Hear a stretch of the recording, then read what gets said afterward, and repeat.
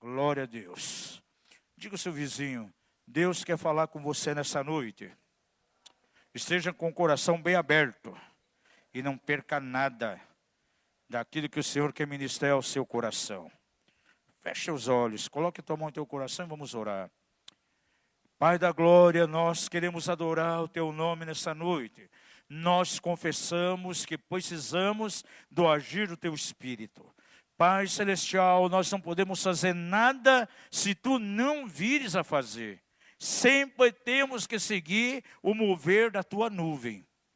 Não indo além daquilo que tu queres, porém não ficando longe, não ficando aquém do teu propósito. Temos que caminhar debaixo do teu compasso. E ajuda-nos nessa noite a entender a tua palavra. E acima de tudo, aplicar no nosso coração. Repreendemos qualquer força maligna que venha para tentar roubar essa semente. Ó Pai, ao nome de Jesus, nós damos toda a honra, toda a glória. Louvamos a Ti e podemos declarar, Ebenezer, até aqui, Tu nos tem ajudado. E contamos com a força do Teu Espírito sobre nós. Sabemos que hoje é um tempo bem profético, porque estaremos participando da mesa do Senhor. Pai, nós louvamos a Ti por todas as coisas. No maravilhoso nome de Jesus. Amém e amém. Aleluia. Amados, o Novo Testamento ele deixa para nós bem claro que lá no Velho nós vamos encontrar muitos tipos, muitas sombras, muitas figuras. O Velho Testamento, amado, jamais deve ser despoisado. Sabemos que há alguns segmentos hoje em dia que valorizam mais os ensinos do Novo Testamento. Alguns chegam a despoisar completamente o Velho Testamento. Mas a Bíblia toda se constitui no conselho de Deus. Diga isso comigo. Toda a Bíblia é inspirada por Deus e faz parte do conselho de Deus. E isso quer dizer, então, tanto o Velho como o Novo Testamento. Então, no Velho Testamento, nós vamos encontrar muitas sombras, muitas figuras de realidades, de coisas que apontam para a nossa caminhada com Deus. Há princípios ali contidos que vão nos ensinar muitas coisas. Por exemplo, algumas reuniões aqui nós temos falado um pouco sobre o altar. E hoje eu quero dar uma ênfase acerca de altar. Há uns tempos atrás nós ministramos aqui sobre os altares encontrados na Bíblia, dando ênfase no altar de pedra, no altar de terra.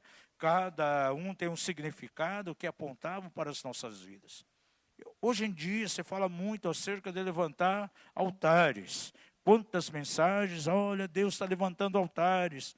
É necessário que você levante altares. Agora, qual é o significado do altar para a nossa vida? Algumas pessoas acham que simplesmente está ligado à adoração. Se fala em altar, a primeira coisa que vem à mente dos cristãos é a questão da adoração. Alguns caminham um pouquinho mais além e aí dão a ênfase em oração e intercessão. Mas o altar, ele tem uma implicação muito grande em nossa vida. Diga ao seu vizinho, o altar, ele tem um grande significado. E implica em algo poderoso sobre a tua vida. E nessa noite, de maneira bem rápida, porque é um dia de ceia aqui, eu quero falar acerca de Abraão e seus altares. Diga comigo, Abraão foi um homem de altares. Se eu perguntar a você quantos altares levantou Abraão, você responderia? Quem já estudou o livro de Gênesis aqui, de maneira profunda, quantos altares Abraão levantou? Às vezes estou pregando e digo assim, Abraão era um homem de altar e de tenda. Mas eu nunca falei a vocês quantos altares Abraão levantou. Pelo menos Gênesis nos revela que ele levantou 4 altares. Diga isso, Abraão levantou 4 altares. E cada um desses altares, amados, tem uma implicação direta com a nossa vida cristã. E cada um deles vai nos ensinar um princípio importante para a nossa caminhada com Deus. Vamos abrir a nossa Bíblia em Gênesis capítulo 12.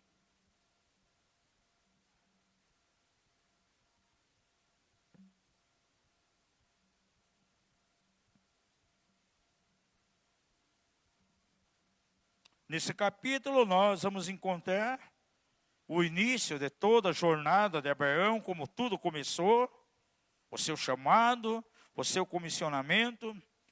E esse chamado ele se deu de uma maneira muito especial. Diz assim: ora, o Senhor disse a Abraão: sai-te da tua terra e da tua parentela, e da casa de teu pai, para a terra que eu te mostrarei. E faz a ele uma promessa: e eu farei de ti uma grande nação, abençoar-te-ei, e engrandecerei o teu nome, e se tu uma bênção. Agora, o Senhor, de maneira específica, falou a Abraão para onde ele iria, para onde deveria ir? Não, a palavra veio: sai do meio da tua terra e da tua parentela. E ele sai dessa maneira, sem uma bússola. Na época não tinha nem GPS, né?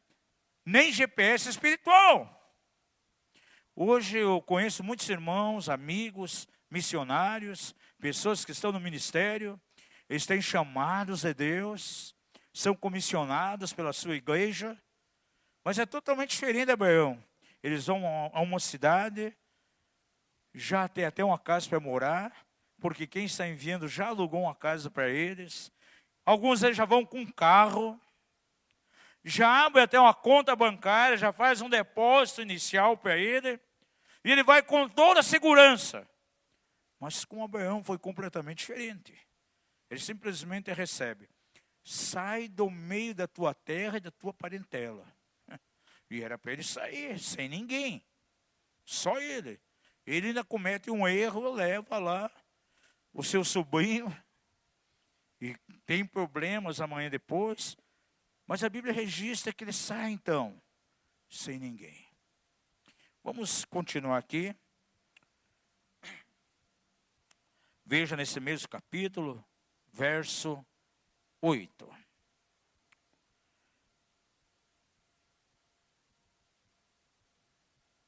Esse homem aqui então diz aqui que ele sai da sua terra. Vamos ver um pouquinho antes aqui, verso 4 em diante. Partiu, pois, Abraão como o Senhor lhe ordenara, e Ló foi com ele. E tinha Abraão 75 anos quando saiu de Harã. E Abraão levou consigo a Sarai, sua mulher, e a Ló, filho do seu irmão. Aqui está o erro, não devia levar. E todos os bens que havia adquirido, e as almas que lhes aqueceram em Harã. E saíram a fim de irem à terra de Canaã. E à terra de Canaã chegaram. Agora, verso 6 diz: passou Abraão pela terra até o lugar de Siquém. Diga isso: Abraão chegou em Siquém. E diz que foi até o carvalho de Moré. E nesse tempo estavam os cananeus na terra. Os cananeus eram ocultistas. Se você estudar acerca do império dos cananeus, você vai ver que eles eram voltados à feitiçaria, à idolatria, sacrifício a pessoas, sacrifício humanos. E era nesse ambiente que ele foi. Agora, verso 7 diz: apareceu, porém, o Senhor a Abraão e disse: dá ele uma promessa. E essa promessa veio quando? Num tempo favorável? Num tempo desfavorável. Onde ele estava? Mergulhado na idolatria, em meio ao ocultismo, e em meio a essa circunstância tão negativa, o Senhor vem e diz: a tua semente darei esta terra. Abraão, pois, agora nos chama a atenção aqui. Abraão, pois, edificou ali um altar ao Senhor, que lhe aparecera. Aleluia. Diga isso: Abraão levantou ali um altar ao Senhor, que lhe aparecera. Foi o primeiro altar de Abraão. Agora, quando ele levanta esse altar, quando vem a ele uma promessa. Agora, Abraão já estava vendo aquilo acontecer na vida dele? Não. Era simplesmente uma promessa. E numa atitude de fé, a Bíblia diz que ele vai e constrói um altar. Esse altar nós poderíamos chamar, então, de altar de pacto. Diga isso, altar de pacto. Amados, quando você recebe uma promessa de Deus, a você não resta outra coisa, a não ser estabelecer uma aliança de fidelidade com o Senhor. Estabelecer um pacto com Ele. É nesse momento que nós temos que exercitar, demonstrar nossa fé. Porque Abraão, ele não via nada, ele teve simplesmente a palavra do Senhor, a promessa. O que ele via ao seu redor? Idolatria, ocultismo, sacrifícios, aquele povo ali de Canaã servindo a seus deuses, e em meio a isso o Senhor libera uma palavra. E a esse homem não restou outra coisa, a não ser crer nessa palavra e levantar um altar. Quantos têm tido promessas de Deus aqui? Deus tem dado uma palavra a você. E qual deve ser a tua atitude nesse momento? Se você crê realmente que é voz do Senhor, independente das circunstâncias, a você não resta outra coisa, a não ser levantar um altar. Um altar que simboliza a tua aliança, o teu pacto com Deus. Ele estava selando essa palavra. Não, eu creio, Deus está falando, independente das circunstâncias, eu posso estar aqui em Canaã, em meio ao ocultismo, em meio à idolatria, eu levanto aqui um altar. Diga ao seu vizinho, você precisa levantar um altar. O altar de pacto. O altar de aliança com Deus. Amados, nós temos que crer exatamente nas promessas de Deus que são liberadas em nossa direção. É interessante que as promessas de Deus, elas vêm nos momentos mais adversos. Não sei se aconteceu com você.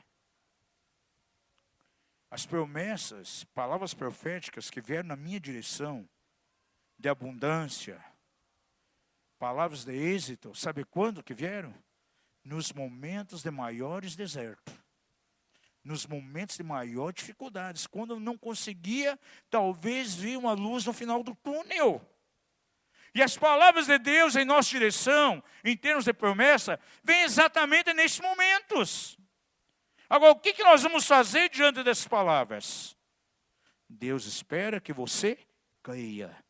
E nesse momento você levanta, então, um altar diante do Senhor.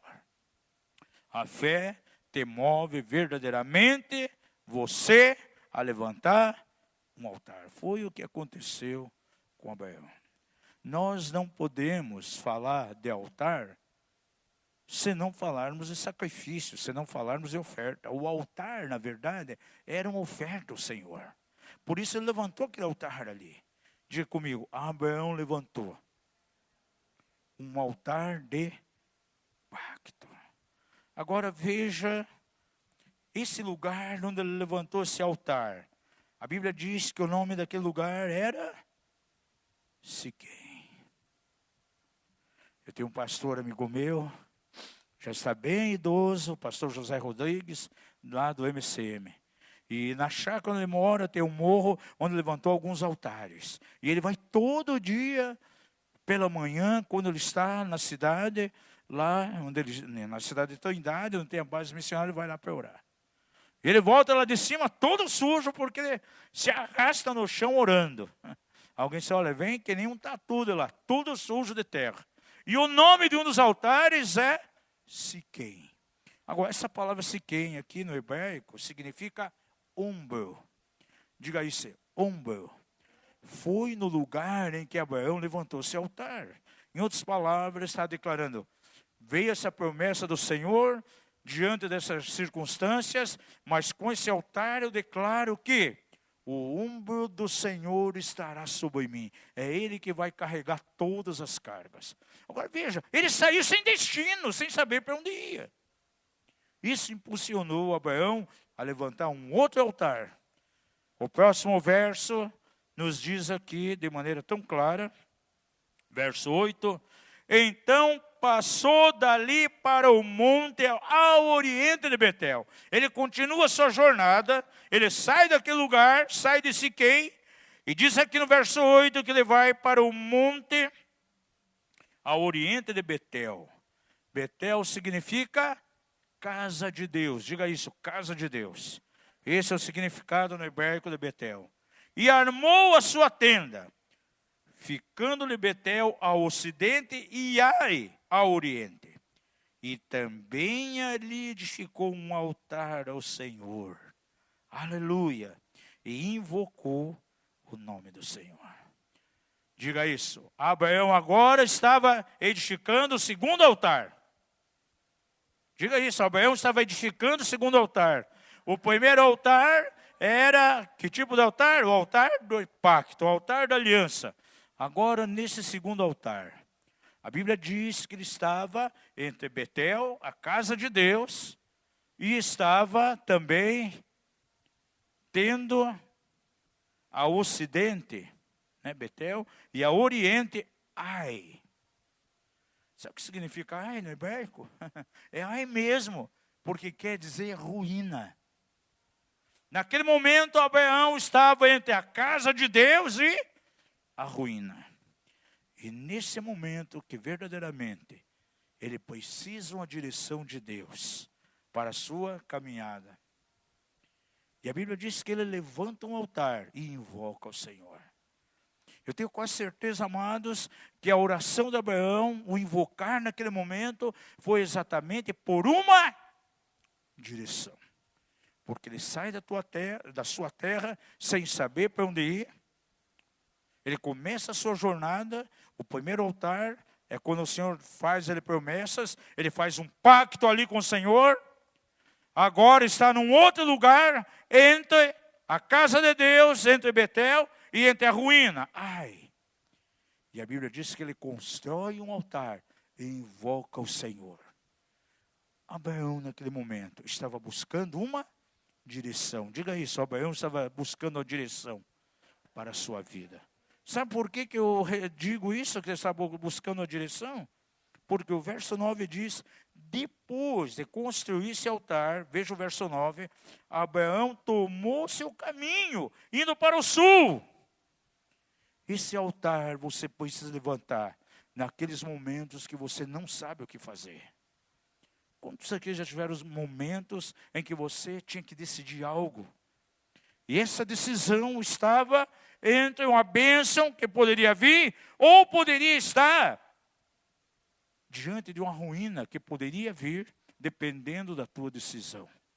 São nesses momentos que você tem que levantar um altar e invocar o nome do Senhor. Quem sabe, alguns aqui nessa noite estão precisando levantar um altar para ter uma direção.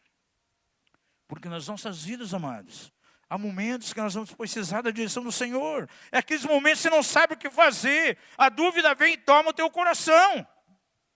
Dependendo do passo que você tomar, você pode ser tremendamente abençoado, mas se tomar um passo errado, você pode ser levado à ruína. A Bíblia diz assim, que os filhos de Deus eles devem ser guiados pelo Espírito de Deus. Diga ao seu vizinho, você como filho de Deus, você precisa ser guiado pelo Espírito Santo. Agora, amados, aquele que é guiado, ele não se guia a si próprio. Ele precisa de uma firme direção. E Abraão tinha esse sentimento. O que ele faz? Construiu um altar e invocou o Senhor. Por um lado ele olhava para Betel, a casa de Deus, bênção. Por outro lado ele via no outro aspecto o quê? A ruína. A cidade de Ai. E nesse momento então, ele precisa de uma direção de Deus. Por isso a Bíblia registra que ele sai desse lugar no verso 9 e toma o seu caminho. E estava certo agora da direção de Deus. Porque para onde ele vai? A Bíblia diz que ele desce lá para o Egito. E lá no Egito tinha comida. E naqueles momentos então a fome veio de uma maneira tão tremenda no lugar onde Abraão estava. Se ele continuasse ali, ia padecer fome. Mas ele vai para o Egito. E a Bíblia diz que ele prospera ali. O seu gado se multiplica. E do seu banholó também. Estava debaixo ali da sombra, da bênção do tio, abençoado. Ele também foi abençoado. Diga ao seu vizinho, se você teme a Deus, Se você anda na direção de Deus, a bênção virá sobre ti e vai te alcançar. Nem você precisa buscar bênção, ela vai buscar você.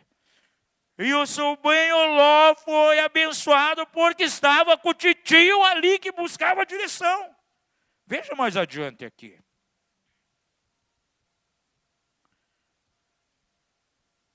Subiu, verso 1 do capítulo 13. Subiu, pois, Abraão do Egito. Para onde? Para o Neguebe. E agora, como ele estava? Aquele homem que saiu da sua terra, sem saber para onde ia, veja como é que ele estava. Levando sua mulher e tudo que tinha. E Ló acompanhava. E Abraão era muito rico em gado. Diga isso. Abraão era muito rico em gado. Em prata e em ouro. E nas suas jornadas subiu do Neguebe para onde? Para Betel. Para onde ele foi? Lá no lugar onde tinha levantado um altar e invocado o Senhor, buscando direção. Onde outrora estivera a sua tenda entre Betel e Ai. Até o lugar do altar que dantes ali fizera. E ali invocou Abraão o nome do Senhor. Pelo seu vizinho, você sabe o que Abraão foi fazer naquele altar agora? Na primeira vez que ele invocou buscando direção. Eu tenho certeza que ele voltou àquele altar agora, numa atitude de gratidão. Ele não esqueceu da beneficência do Senhor. Quando ele invocou o Senhor ali, estava sem direção, basicamente sem saber para onde ir. Veio a voz do Senhor, então ele caminha seguro, vai lá para o Egito onde havia comida, vai para o Neguebe, o seu gado prospera, ele está com muita riqueza. Agora ele volta lá para Betel, para aquele altar, e volta ali para agradecer. Esse altar, além de ser um altar da direção, eu poderia chamar esse altar de altar da gratidão. Diga isso, o altar de Betel fala acerca de direção e de gratidão. E é o que não está muitas vezes em muitos irmãos, amados. Quando já viu pessoas que foram abençoadas, curados, e de repente, parece que tem uma amnésia espiritual, se esquece. Não há uma demonstração de gratidão no coração dele. O Novo Testamento registra ali, 10 leprosos foram curados. Receberam a bênção do Senhor. Quantos voltaram para agradecer? Somente um. Diga ao seu vizinho, o altar da gratidão tem que estar dentro do seu coração. Esse homem se tornou tão próspero, e o sobrinho também. Ele levou o sobrinho quando não deveria levar. A Bíblia diz que os dois prosperaram tanto que já não havia lugar na mesma terra para os pastores de Abraão e os pastores de Ló. Começou a haver uma intriga, uma briga entre eles, gente. Diga ao seu vizinho, tome cuidado. Quando Deus te deu a direção, cuidado com a tua parentela. Era o sobrinho queridinho de Abraão, vou levar meu sobrinho. E levou, e foi um problema sério para ele.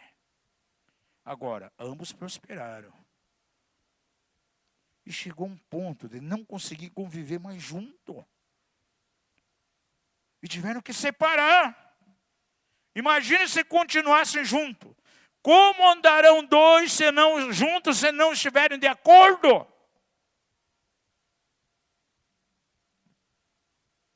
E Abraão procura o seu sobrinho, então. Entende que tem que separar.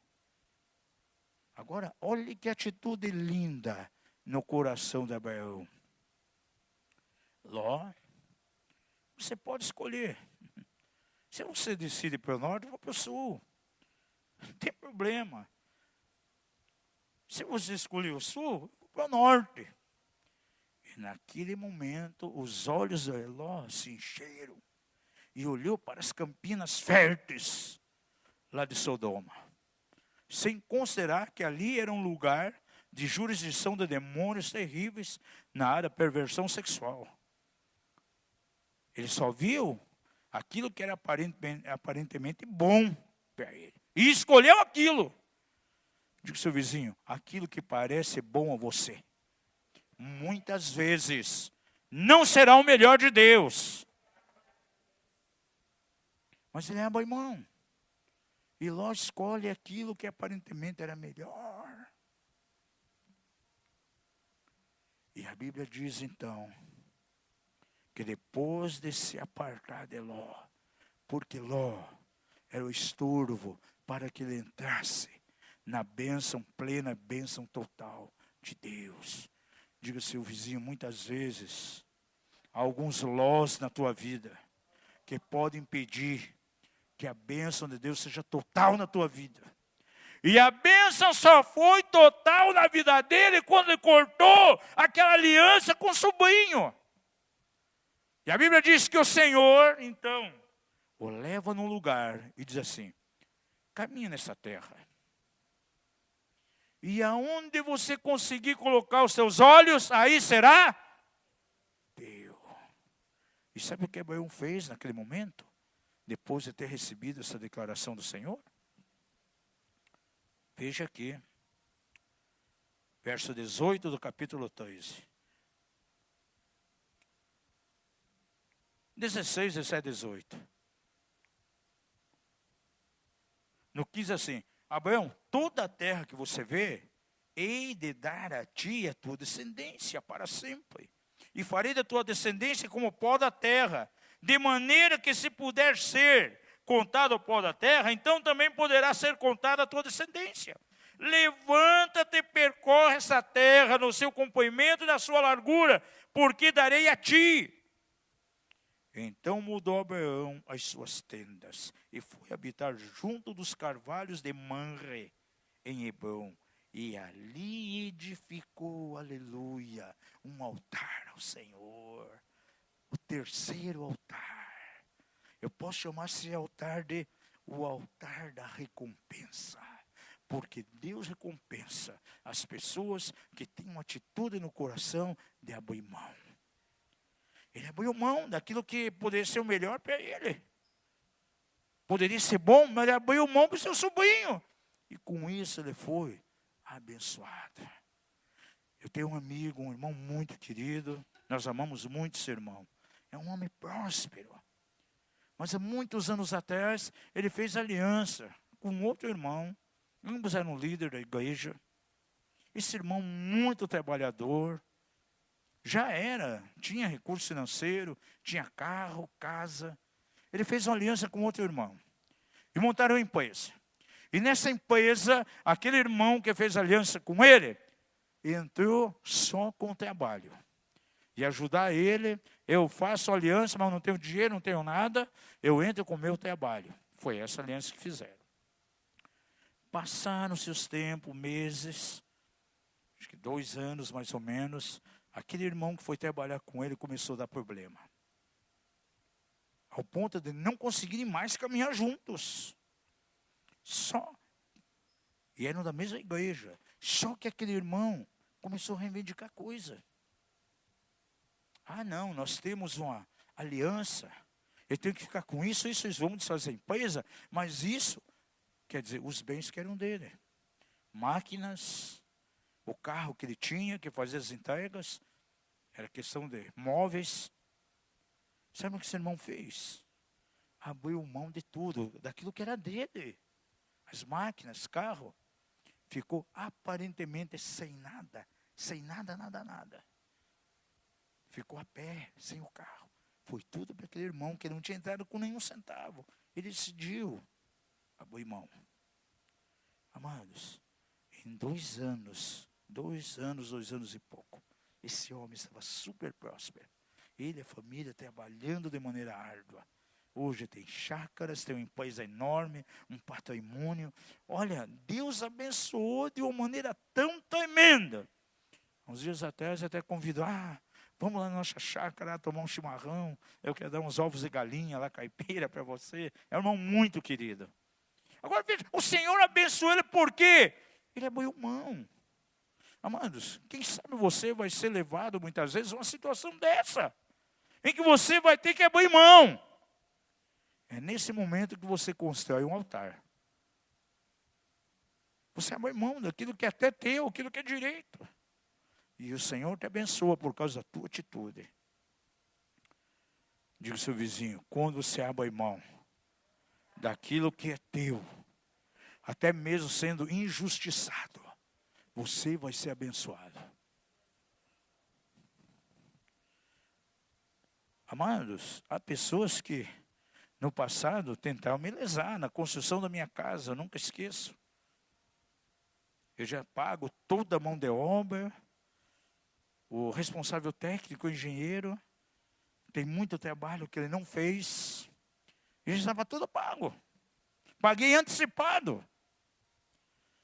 E o pastor dele, um amigo meu, chegou para mim e disse assim, puxa, essa pessoa jamais deveria fazer isso com você.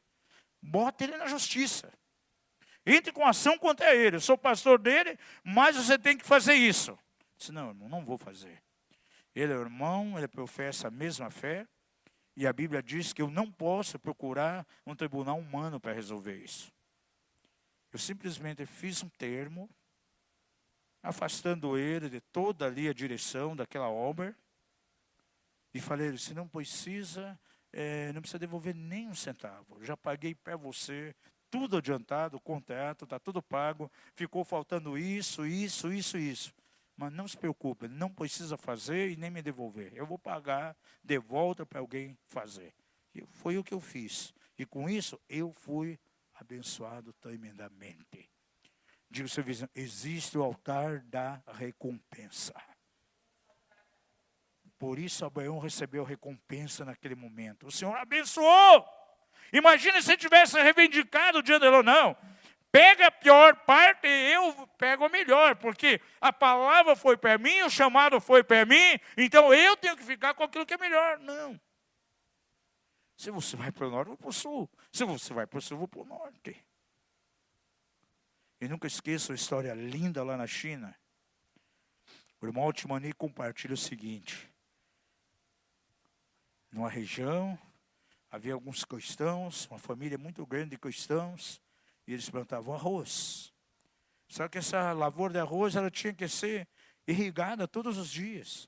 Então eles iam muito longe, levantavam muito cedo, traziam muita água e jogavam naquelas valas para irrigar. E aí eles iam para casa descansar, porque iam muito cedo.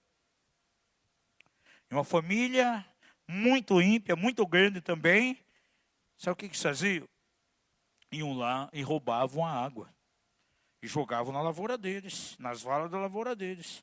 Isso já estava acontecendo por um bom tempo. Até que aquela família de cristãos decidiu o seguinte, nós vamos levantar mais cedo.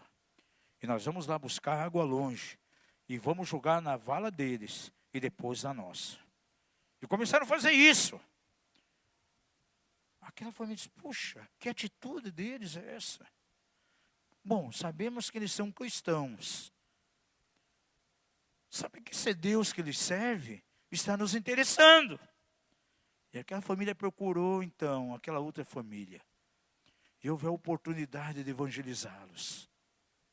E aquela família começou a conhecer o Deus verdadeiro, que aquela família servia. E toda aquela família lá, que era tão ímpia, se converteu, Senhor.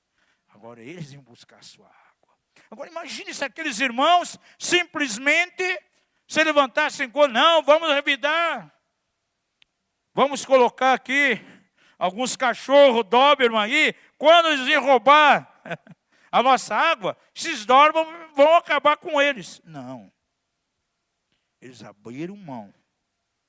Aleluia. E o altar da recompensa veio. Ganharam toda a família.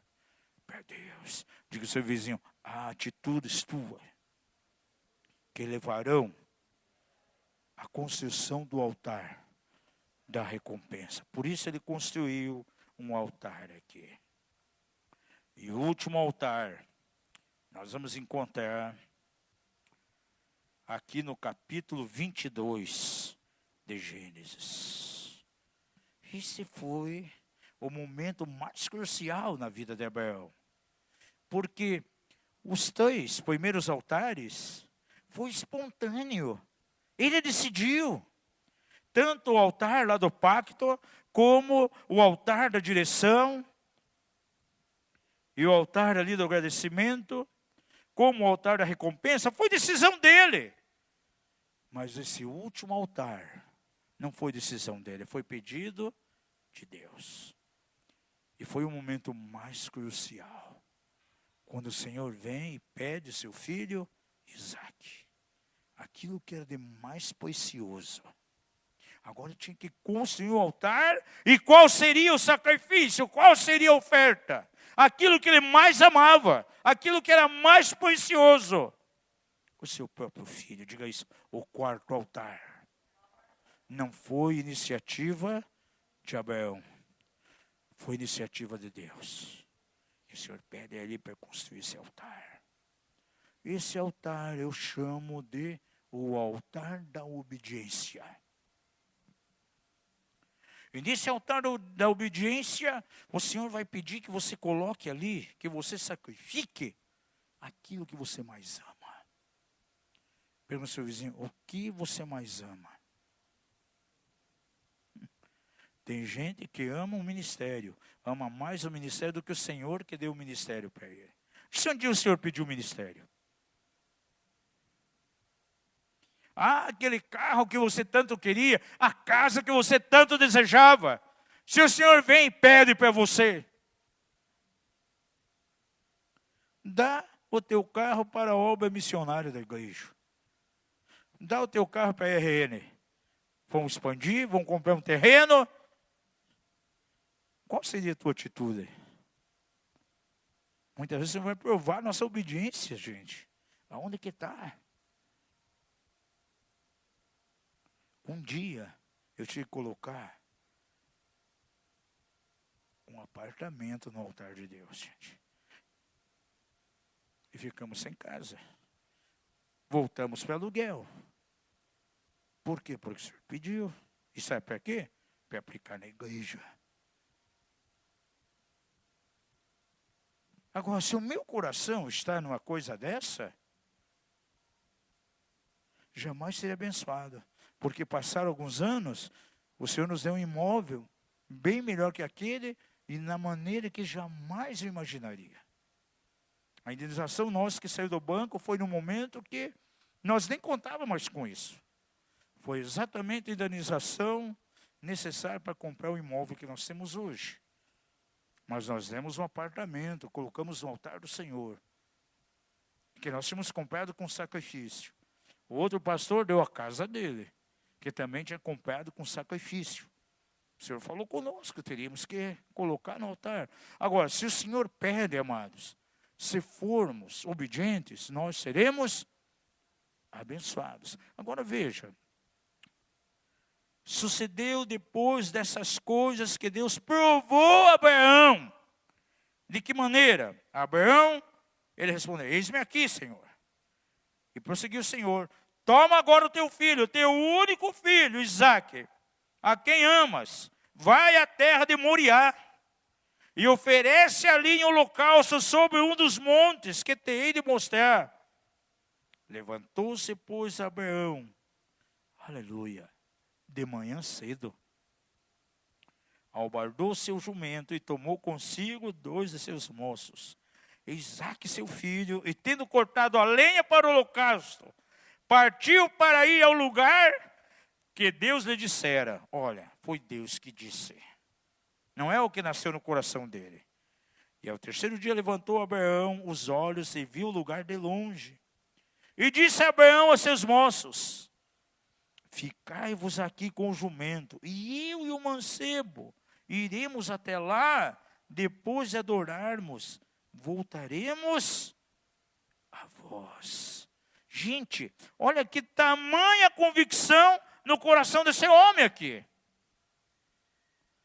Se você estudar Gênesis 15, o Senhor dá a ele uma palavra de promessa, dizendo que ele ia ter um filho.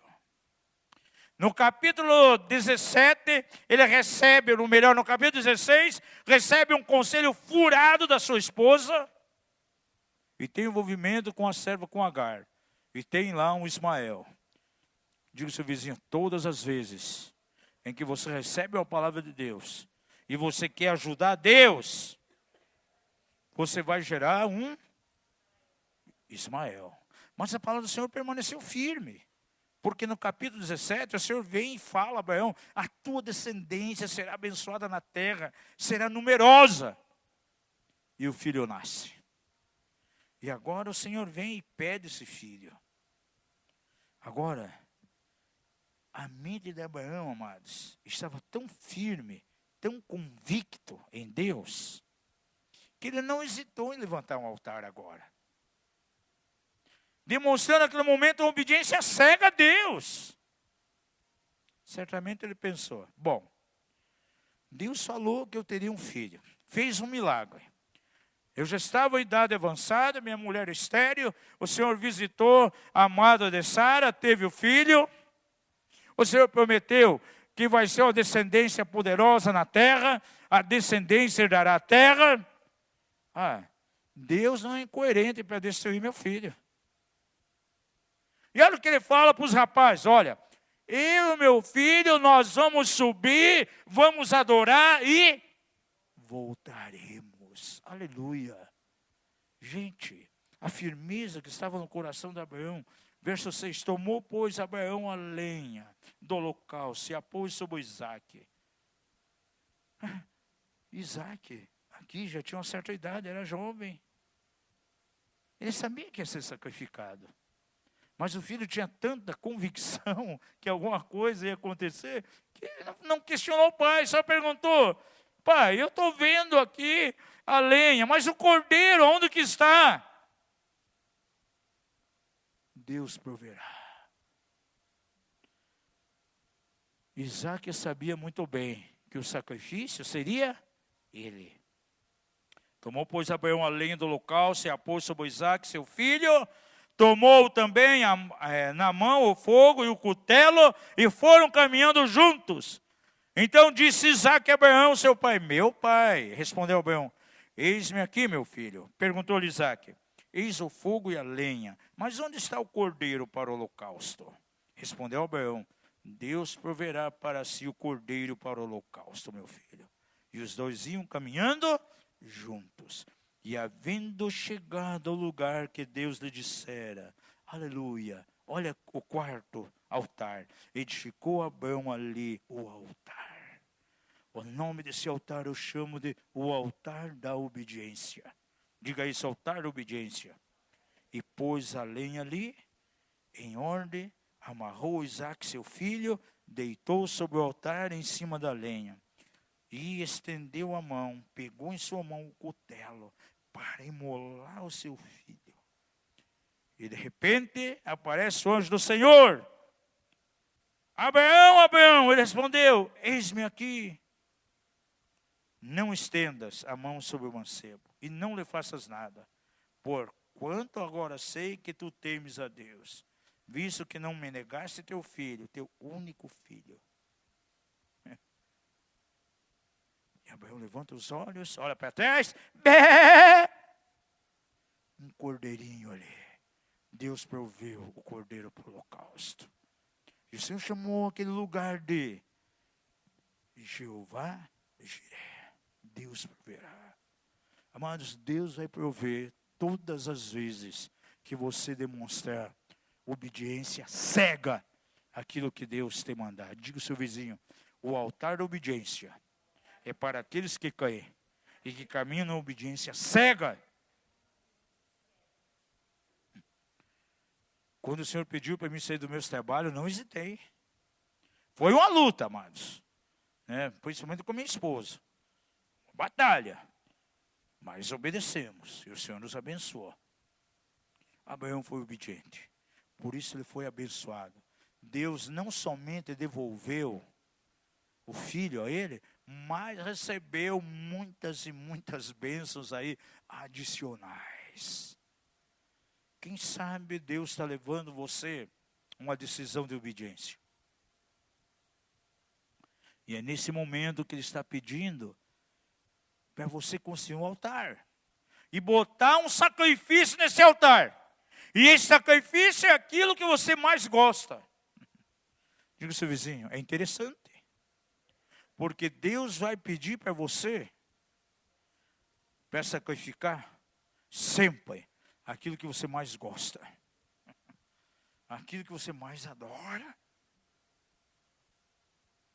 Tem pessoas, muitas vezes, têm problemas de saúde. Vai ao médico, começa, olha, você tem que parar com isso, isso, isso. Você não pode mais comer isso, isso, isso. E muitas vezes o que ele mais gosta. Agora, se ele não obedecer, quem sabe ele vai viver pouco. Se ele obedecer, vai viver muito tempo. E muitas vezes a obediência é em pequenas coisas, amados. Diga comigo, a obediência, na maioria das vezes, é nas pequenas coisas. É aí que você tem que construir o altar da obediência. Ele construiu o altar da obediência. Ofereceu o seu filho ali. Mas ele tinha uma convicção. Subiremos, adoraremos e voltaremos. Que tipo de altar você precisa construir? Qual dos 4 altares?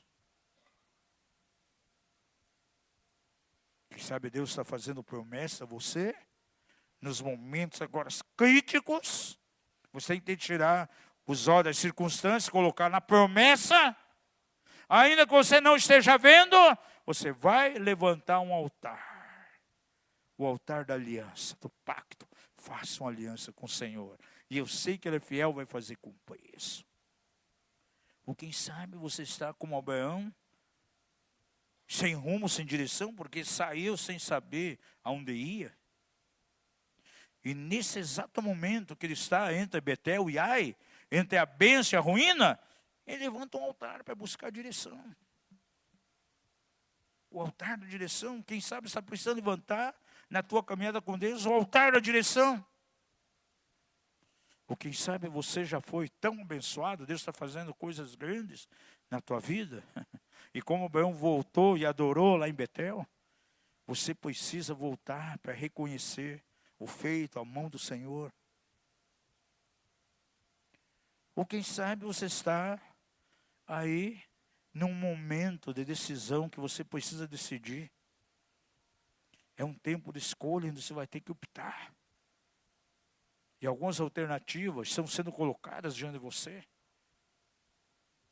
Talvez aquilo que parece bom, e quem sabe Deus quer que você tome aquele caminho que parece que é ruim. Você tem que abrir mão daquilo que te parece bom. Como Abraão teve que abrir mão daquilo que para ele parecia. Não, Ló escolha.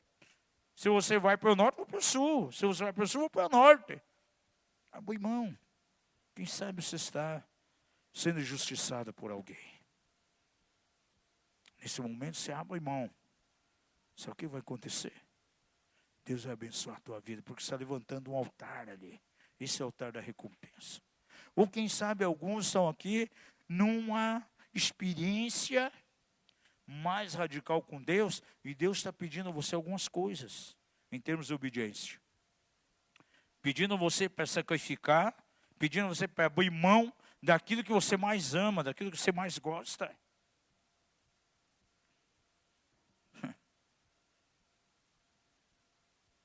Algumas pessoas muitas vezes estão passando batalhas tremendas, tem que submeter a um tempo de refrigério, buscar um apacentamento de um pastor, de um ministério. Não, eu não posso parar aquilo que estou fazendo, de maneira nenhuma. Como vai ficar o meu ministério?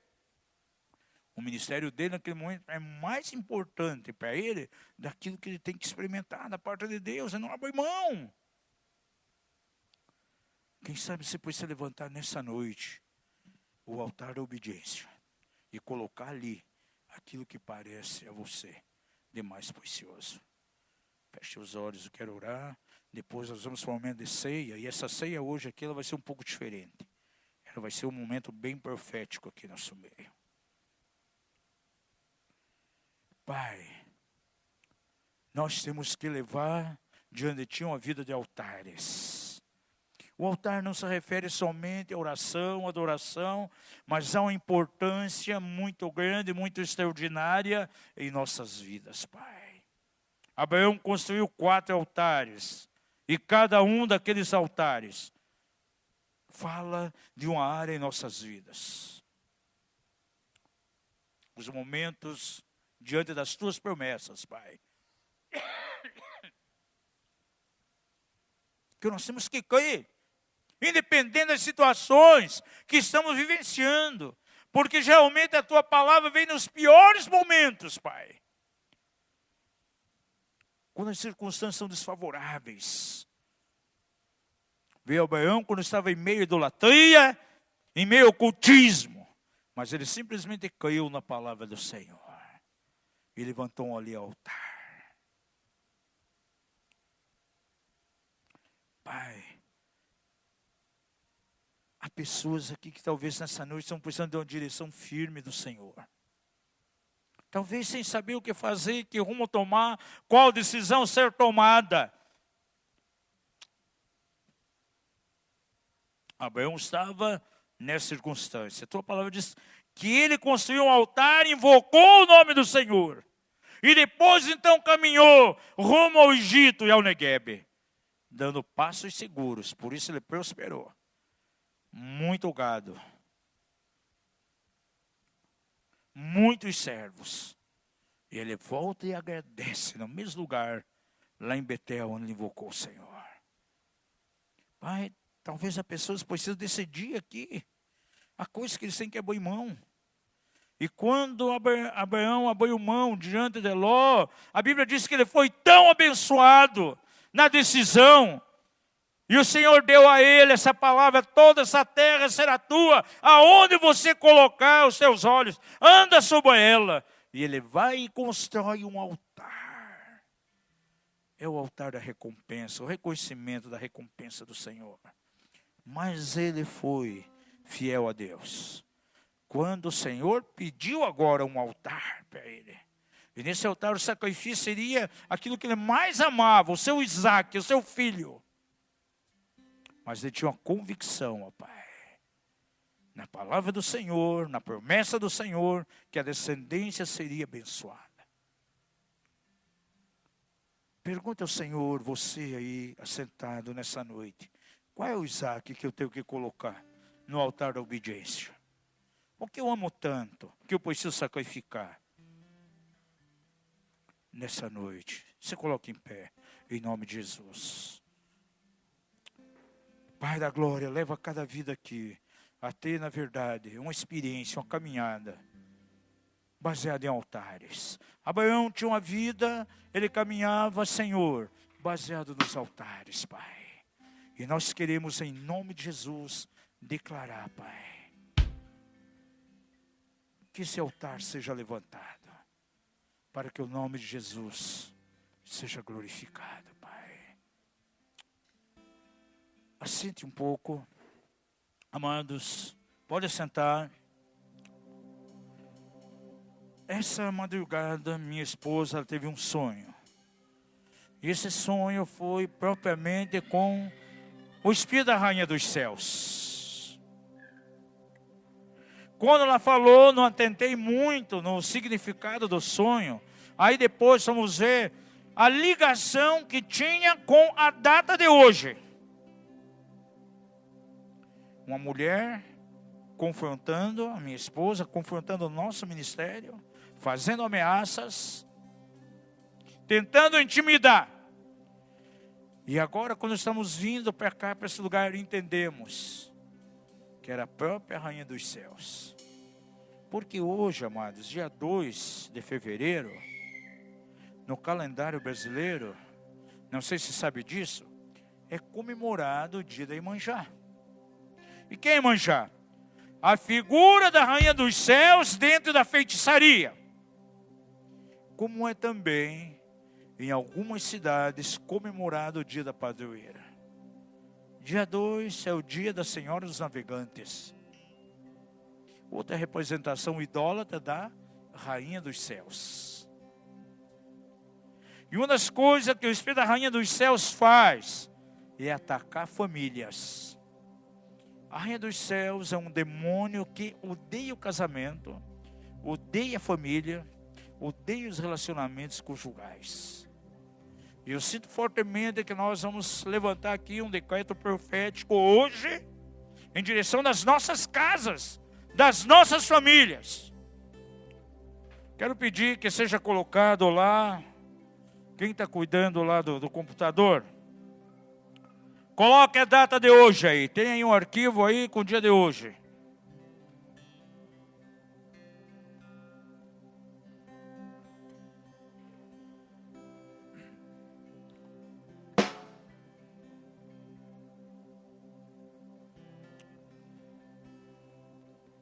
Para nós que movemos de maneira profética, amados, números, datas, para mim particularmente, tem muita importância. Há muitas diretivas proféticas que são dadas a nós em cima de números, em cima de datas. E hoje, dia 2/2 de 2020,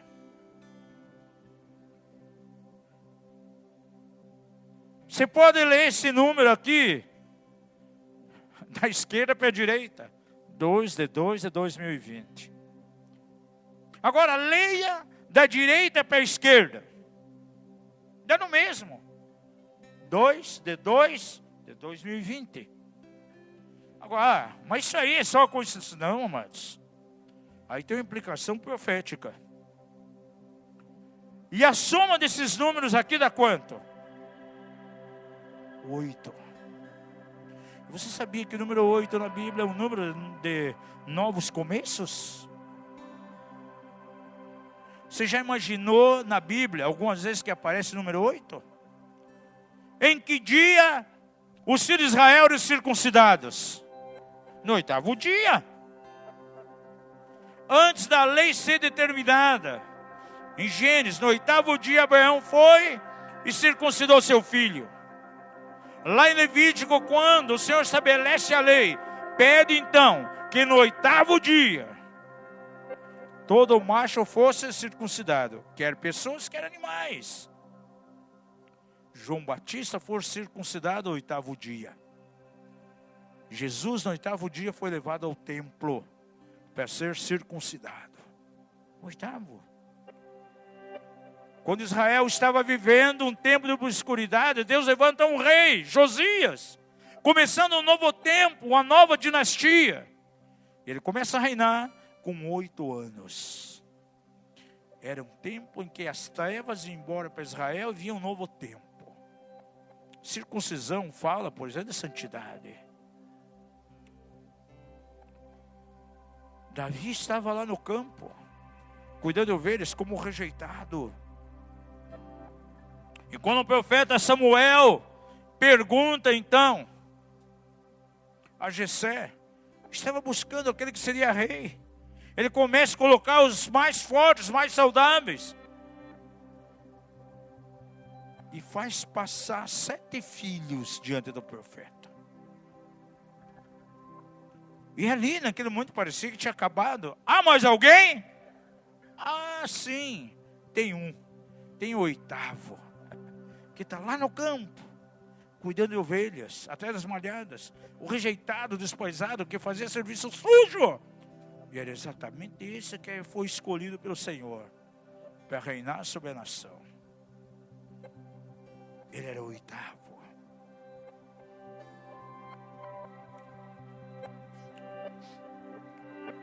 Jesus aparece a Tomé, após sua ressurreição, no 8º dia.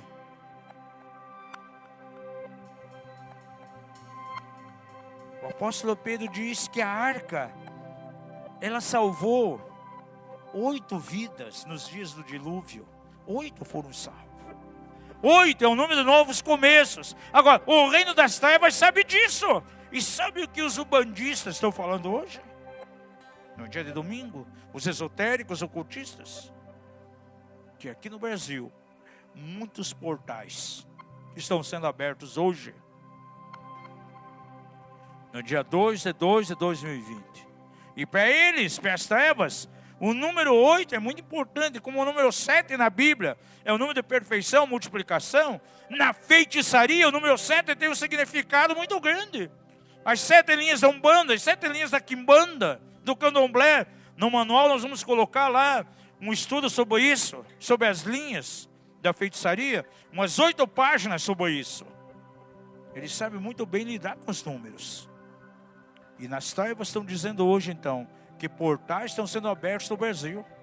Que virá uma nova força, uma nova energia, através dos portais, por causa da data de hoje. A implicação do número 8. A nossa ceia vai ser diferente hoje. Vai ser uma ceia com uma visão completamente profética. E nós vamos declarar algo sobre as nossas famílias, baseado naquilo que a Bíblia declara sobre o número 8. Um novo tempo de santidade. A circuncisão trazia um novo tempo de santidade para aquele que era circuncidado. Vamos declarar um tempo de salvação, como aquelas 8 almas foram salvas. Queremos declarar salvação sobre a tua casa. Aqueles que não conhecem o Senhor. Davi, talvez quantas feridas e rejeição dentro da sua própria casa, mas ele foi escolhido pelo Senhor para reinar sobre Israel. E muitas vezes Deus chama aqueles que não são, os despojados, para serem usados dentro do seu reino, de maneira tão poderosa. Quem sabe na tua família reinou o cultismo, a idolatria, o pecado até o dia de hoje. Josias surge aos 8 anos de idade, para um novo tempo em Israel. E hoje nós queremos declarar um novo tempo dentro da tua casa. Você vai ficar em pé agora, em nome de Jesus. Vai ser uma ceia profética hoje aqui. Levante uma das suas mãos na direção do Senhor. A palavra do Senhor declara: creia nos profetas e prosperareis. Aquilo que vamos fazer hoje aqui é completamente profético. Com a mão levantada, declare comigo: ao 8º dia foi estabelecida a circuncisão. E circuncisão fala exatamente de santidade e pureza. E eu quero declarar na minha família um tempo de pureza, um tempo de santidade. Isso vai trazer a presença de Deus para dentro da minha casa, de uma maneira poderosa. Declaro hoje que veremos a manifestação do Senhor de uma forma tão poderosa que nunca vimos até o dia de hoje. Da mesma maneira que Davi foi escolhido por Deus, sendo o 8º filho, aquele que estava no campo, aquele que era desposado. Eu declaro hoje que o Senhor chama aqueles que parecem não ser, os rejeitados, os esquecidos. E eu declaro na minha família que toda estrutura da rejeição, todo sentimento de abandono é rompido hoje em nome de Jesus. E eu declaro a minha vida e a minha família completamente aceita pelo Senhor. E é através da minha vida, através da minha família, que o Senhor cumprirá os seus propósitos. Pai Celestial, em Israel é um tempo de obscuridade, de afastamento do Senhor. Mas aparece Josias, inaugurando um novo tempo. E toda a idolatria foi abolida.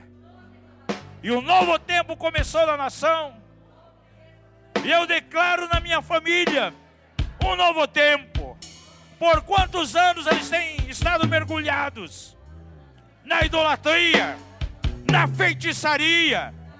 Mas eu declaro que esse ano de 2020, declaro profeticamente hoje, olhando para o reino espiritual, um novo tempo começa na minha casa.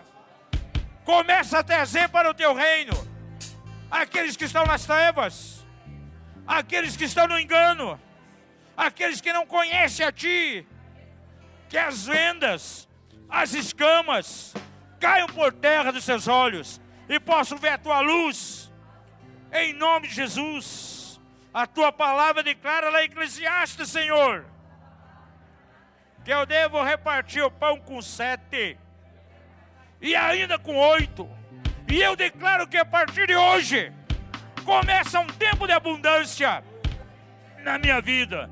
Se eu já tenho repartido, a partir de agora será de uma maneira mais abundante. Não será mais somente com 7, mais ainda com 8. Todo o tempo de escassez, todo o tempo em que os gafanhotos destruidores vieram sobre a minha vida, sobre a minha despensa, sobre as minhas finanças, estão findados em nome de Jesus. E começa um novo tempo, porque na tua palavra, Senhor, o 8 é um número de novos começos.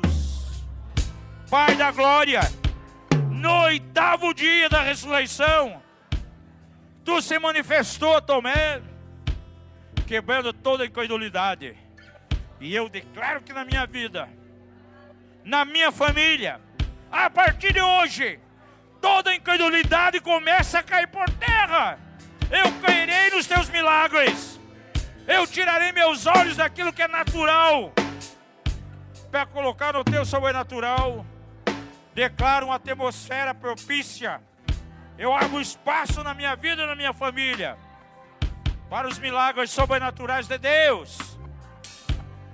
Pai, na arca de Noé havia 8 pessoas, salvos como que pela água, nos dias do dilúvio. E eu declaro a arca de salvação na minha família. Quero declarar hoje, no dia de hoje, um novo tempo começa na minha família. Um tempo de salvação. Aqueles que não conhecem a Ti, Senhor, sejam trazidos para o Teu reino, para a Tua luz. Declaro isso, e está dito, e está selado, e ninguém pode remover isso. Em nome de Jesus, para a glória de Deus Pai.